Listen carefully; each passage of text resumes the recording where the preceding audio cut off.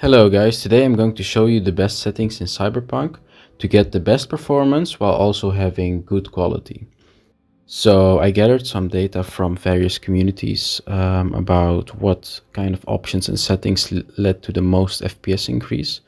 And I found a set of options that generally seem to lead to the most FPS increase and also work well for many people when they are turned off or are set to a lower mode. So I'm going to go over these options. So first off, you go to graphics, which is basically the tab with the most performance increase.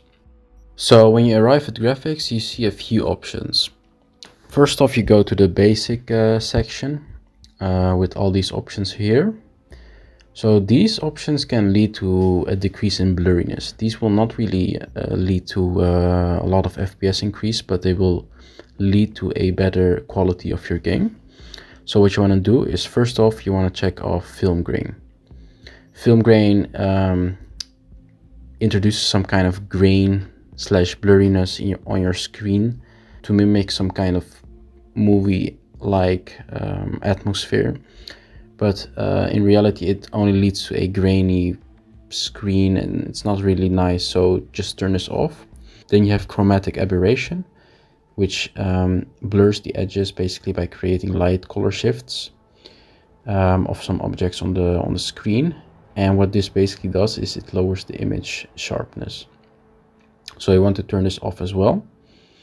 Then you have depth of field. Turn this off because it basically just blurs the things that are in the background or far away from you, which also leads to a blurriness on the screen when you're, for example, walking through the city and seeing all the people from a distance. You will see that they are a bit blurry, which in turn leads to lesser quality of your game. So turn that off as well. Then you have motion blur. So basically this is usually used by game developers to make it seem like you are in a more action-packed environment. But when you have this option on, you will see that the blurriness is not that nice, and it can even make you dizzy if you move your camera too fast, too often. So definitely turn that off as well. And now we will discuss the things that actually will increase your FPS by a lot. So the first option is the Cascaded shadows resolution.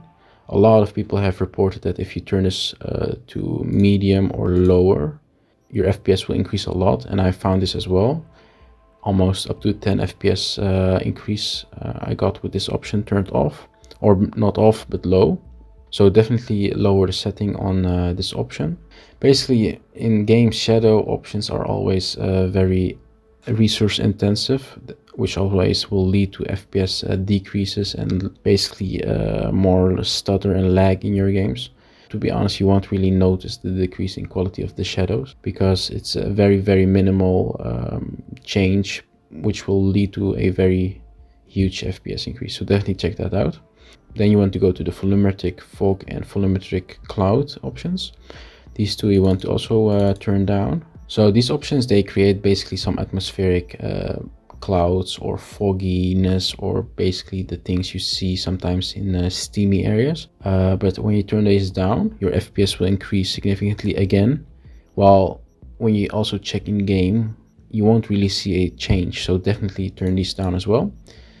Or yeah, no, medium or low, basically those are the best settings I found. So the Cascaded shadows resolution, the volumetric fog resolution, and the volumetric cloud quality, definitely turn those lower.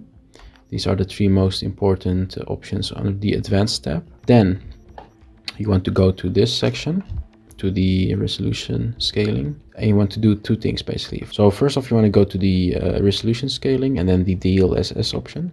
This is only for people with NVIDIA GPUs. So you want to put this on either ultra performance or performance for the most FPS increase. When I put on ultra performance, my FPS doubled in some very resource intensive areas. So yeah, check that out. And then finally, if you have no performance gain or you don't have an NVIDIA GPU, you want to go to the dynamic Fidelity CAS option and put this on.